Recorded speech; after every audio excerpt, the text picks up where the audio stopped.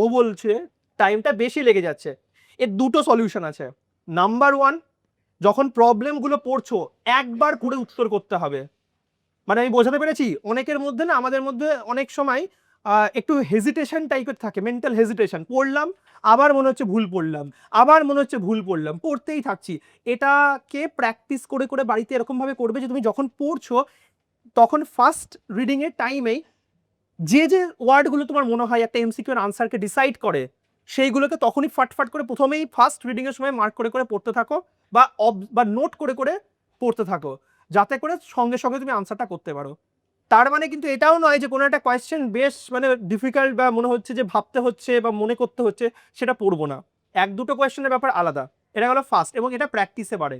এই যে যারা ভাবে যে বায়োতে হচ্ছে এমসিকিউ প্র্যাকটিস করতে হয় না, তারা ভুল ভাবে।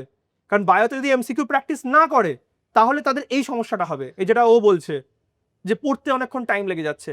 আমি নির্মাল্যকে বলবো, এটা নির্মাল্য বলবো, আমি তোকে যেটা সাজেস্ট করবো যে solve more bio questions, more and more bio question. বায়োরও কিন্তু কোয়েশ্চেন জিজ্ঞেস করার একটা ফরম্যাট আছে, যেমন ফিজিক্সে দেখবি 2 লাইন পড়লে নেক্সট 2 লাইন বোঝা যায়, বায়োরও কিন্তু ওরকম আছে।